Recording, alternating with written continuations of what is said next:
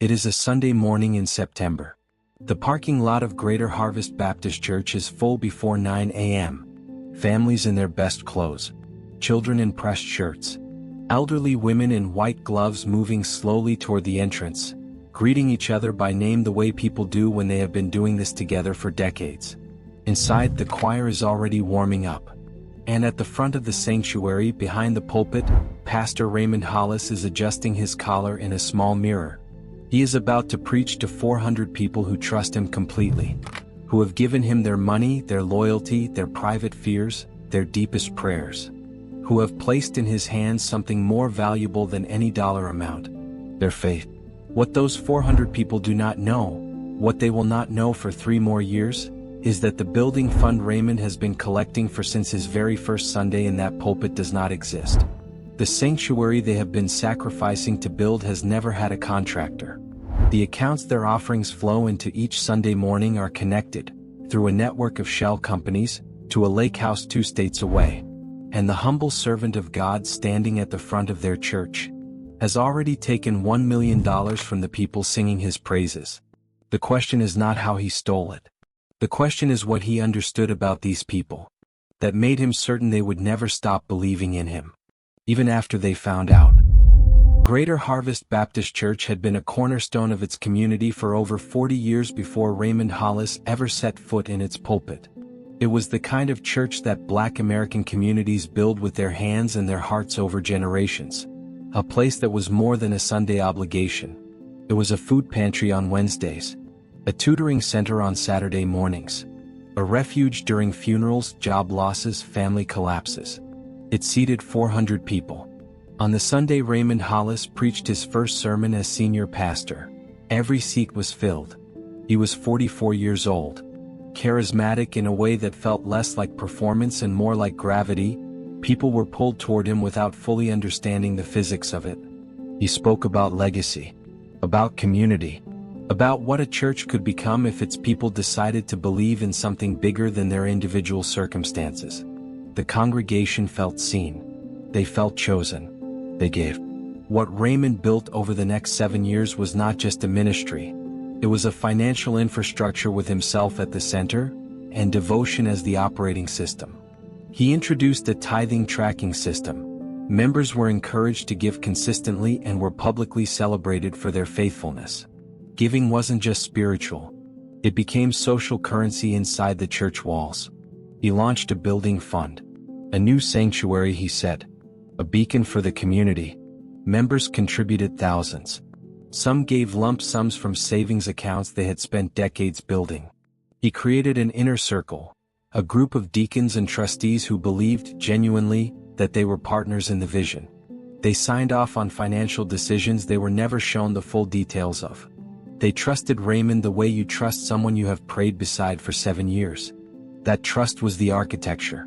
Raymond was very careful with its construction, because he knew exactly what he was going to do with it.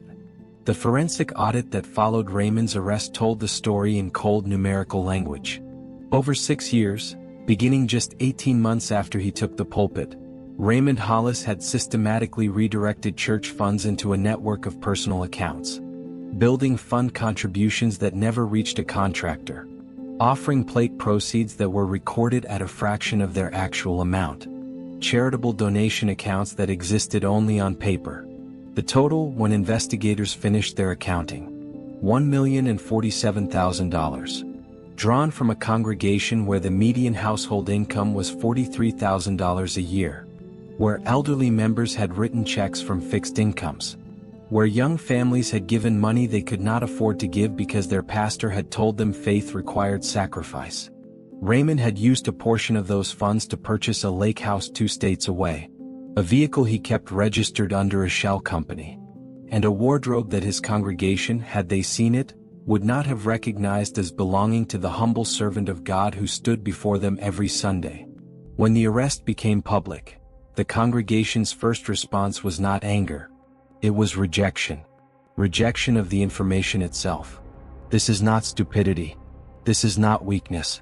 This is what happens when an identity has been built around a person over years of shared experience, shared worship, shared vulnerability. To accept that Raymond was guilty was to accept that every sermon had been delivered by a liar. That every moment of spiritual intimacy had been performed. That the community they had built together had been built on a foundation that was never what they believed it to be. That is not a small thing to absorb. That is an entire world collapsing. So they defended him. They wrote character letters to the court, hundreds of them. They hired a private attorney on his behalf using funds from, and the cruelty of this detail is almost unbearable, a special collection taken up on his behalf. They stood outside the police station in the rain. And Raymond, even then, even knowing what he had done, accepted it. He sent word through his attorney that he was grateful for his congregation's faithfulness. He used that word, faithfulness. The character letters did not save him. Raymond Hollis was convicted on 11 counts of wire fraud, money laundering, and breach of fiduciary duty. He was sentenced to 9 years in federal prison. He is currently serving that sentence. Greater Harvest Baptist Church filed for bankruptcy 18 months after his conviction. The building fund, the sanctuary that was supposed to be a beacon, had no money in it. The accounts were empty. The dream was a ledger entry that led nowhere. The church that had stood for 40 years before Raymond arrived did not survive the 7 years he spent inside it. Some members never returned to any church. Some rebuilt their faith slowly, carefully, with a new wariness they carry like a scar. The deacons who had signed off on financial decisions without full information have spoken about the guilt they carry, not legal guilt, but the particular human guilt of having been used as instruments of something you would have stopped if you had only known to look. Raymond's lake house was seized by the government. His vehicle was auctioned. The proceeds went toward partial restitution. It covered less than 12 cents on every dollar stolen. The easiest version of this story is the one where Raymond is a monster and his congregation were fools. That version is wrong on both counts. Raymond was not a monster. He was something more dangerous. A gifted man who decided that the trust of ordinary people was a resource to be harvested rather than a responsibility to be honored. And his congregation were not fools. They were human beings who loved something real, community, faith, belonging, and were punished for that love by the one person they had entrusted with its protection. The question Raymond's story leaves behind is not whether faith makes people vulnerable. It is why we continue to build systems that give single individuals unchecked access to the resources of entire communities, and then act surprised when those individuals decide to help themselves. Greater Harvest trusted their shepherd. Their shepherd knew exactly what he was doing, and he did it anyway. This story reached you, share it. Because the congregation standing in the rain deserves to be understood, not judged. This is Justice and Life Stories. And we'll be back with another truth the world needs to hear.